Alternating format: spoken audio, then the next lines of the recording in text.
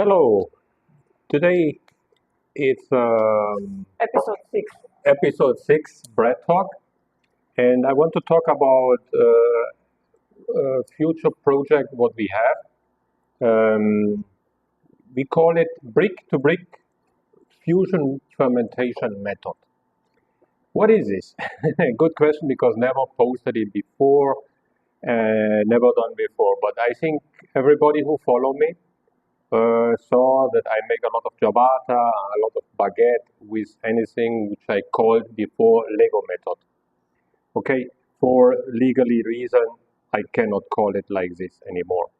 Also, I want to make this more popular because now I'm working like 12 years with this method, and For me, brick to brick sounds better. yeah, brick to brick sounds better. Why brick to brick method, or before I called it Lego method, is like because we have different pieces of pre-ferments which You put them together put like them you together. construct anything, you build anything, not Yes. construct. The idea is I want to give a little bit a vision of what is coming up. We are working like before, like I said, with different pre-ferments. And of course, also you can work with different flours and put this all together. It's like putting a puzzle together. Yeah. The really new one is like that with the amount of pre-ferment what we are using. Because we are used to use for maybe 20%, 30% sourdough, then we make a long bulk fermentation, then after the bulk fermentation, we divide, make a pre-shape, we make a cold fermentation. All takes a very long time, and over the long time, we get good results. Then, when it comes to the point using Polish or Biga, we have a more or less also a method which is more or less long. Maybe you ferment 30-50% of the flour in the Polish, then I think it's not so much stress with this brick to brick method because yeah, let's first talk about what is the usual, what are the usual thing. The usual thing when they make baguette or ciabatta, then the Italians do everything with biga. It doesn't matter if it's a pizza, it's a ciabatta. Everything is 100% biga. And the relation between the biga is how you ferment the biga. Yeah, and then I find this also very interesting, but I never was getting warm with the taste of the biga because for me it's quite it's a very nice pre-dough, but it's quite tasteless. Yeah, it's from all the pre-doughs the most for me. yes, but for example, me, I preferred where I was working, let's say in consulting, it's more safe for the people which like Yeah, it's a very safe method, it's a safer method. yeah, let's it's a say, very for safe. me. Yeah. Maybe it's not like this, but I consider it No, more it's safe. not about better or worse. It's only about what you prefer Yeah, by yeah. yourself. It's not like we say we point on it. That is, Biga is not good. No, Biga is perfect. It's very good. From my point of vision, from the aroma, from the taste, Yes, it's not your favorite. Yeah. it's not my favorite. And I made a lot of consulting when I came up with a Biga product, mostly outside of Italy. People were saying, "Hey, this tastes nothing." Yeah, and this is here it becomes the idea to create something because each pre-ferment has his own It's like character. building layers of taste. Yeah, building layers of taste. Here starts like I take this and I put it together with this. Then I take this and I put it together with this. And this can have like 3, 4, 5 different pre-ferments. There are people they say, oh, that's too much work. But let's say in a bakery, everybody has pasta di riporto, or known under pâte fermée. Everybody has sourdough, mostly different sourdoughs. We have a raised sourdough, we have a normal sourdough, we have a stiff sourdough, we have a liquid sourdough, and Polish also. Yeah, especially the French, they work a lot with Polish. The French people are not working only with sourdough, they work a lot of combination. And then, of course, the idea when you put them together is always the fermentation depends how big is your pre-ferment. And here is a big difference between my method and other methods. I have methods in my recipes, in many. You can even use. I don't even use fresh flour. I put them only together. I create a taste and I balance until I balance the hydration about my pre-ferments. Yeah, this means I control all my pre-ferments in cold, which makes for me more easy in the morning to work. I'm able to start a baguette at 5 o'clock, and at 8 o'clock it's in the shop. Yeah, for me this is the biggest advantage of this recipe, like this. Because when you are in a bakery and you make an overnight fermentation, actually, to be honest, it's very hard to say what you get in the morning. You don't know, yeah. Yeah, especially when a lot of people are working, door closing, door opening, door. Yeah, you have always to get used to these kind of things. And for this, I was creating the first recipe many years ago, I think 2010, 2011, because in the bakery where I was working, we was also working with overnight fermentation, and finally I get each morning a different dough, because the second shift who was working, one let the door open, one close it, then we had maybe it was without electricity. It was always a mess. Yeah, and here I start to create only working with pre-doughs. Then I analyze which dough, which pre-ferment has which taste, and like this to put it together. For example, the Polish is more tasty than a bigger, but it's not tasty like a sourdough. Yeah. Yeah? You don't have the acidity. The same. A normal sourdough made only with white wheat flour, it's not tasty like a rice sourdough. Yeah. Or a dark sourdough with spelt, or you mix it. Yeah. And like this, I start to create in the bread, hey, what I miss, what I want.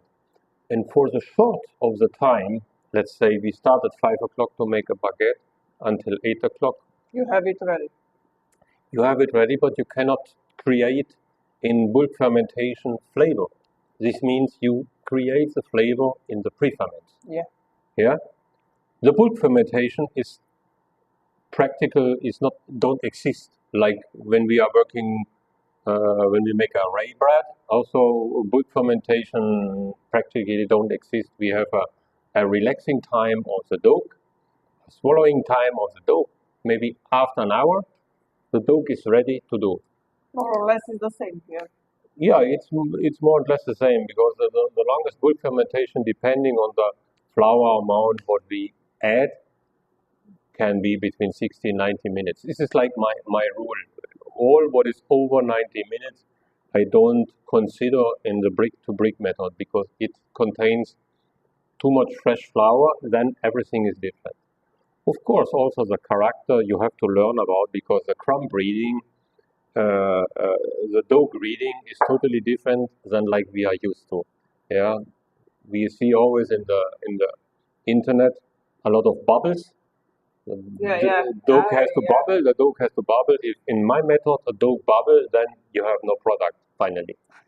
Yeah, it's the death of. You cannot let it. No, if I have 2-3 bubbles, and then it shows me that it's over fermented, because actually you have for using so much pre-ferments, different pre-ferments, you have all in. Yeah, it's like, let's say you have the open crumb in the dough, we can only destroy it. Yes. Now you can only over ferment it. Also, the time window is a little bit smaller. Or you have to work faster. It has plus and it has minus.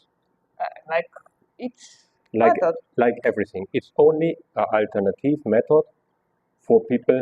Yeah, but I think it's very interesting and Yeah, because it applies for all kind of products. Yeah. With this method, I can do even panettone. I can in one day. Yeah, and very safe. I know people will kill me when I say this, but yeah, but not everybody, for example, home bakers, they don't have the time and the knowledge and the disposal to manage the pasta madre.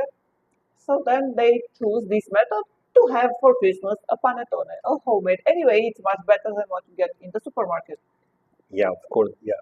Actually, the panettone Lego method is Brick to brick method. it's brick to brick method is done only for I create this many years ago only for the commercial part because there are companies they say I cannot do it because I don't have the staff and I cannot lose 100 panettone.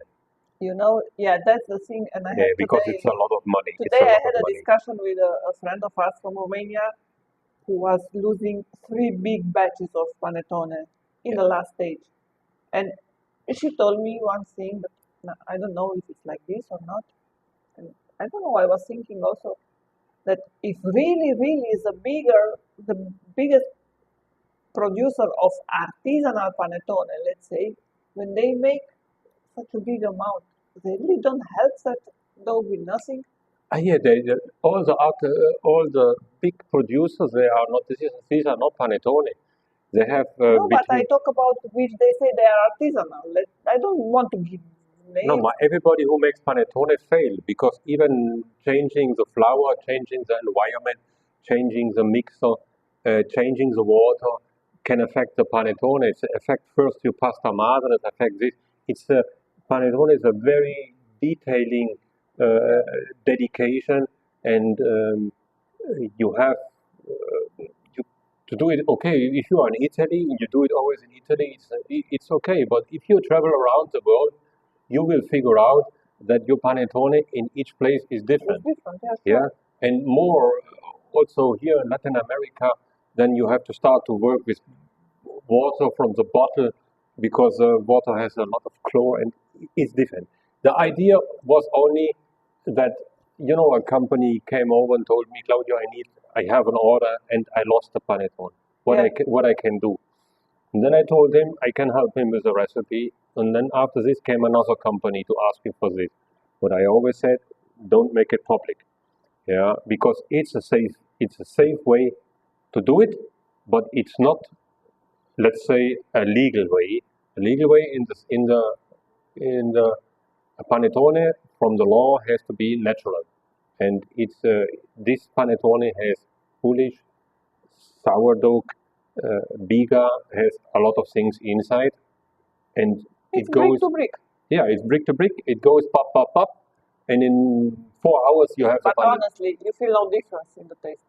No, I would lie if I say Because you have pasta madre, you have the you have Polish, you have bigger, and you can do things what you cannot do with a normal panettone. yeah. But now we have to be ready that we will get some bad comments probably regarding Okay, this. it's not. This is one thing is panettone. The Yeah. other thing is this brick to brick method, ex Lego method, applies for everything. Yeah, it's not only baguette, a ciabatta or normal white bread.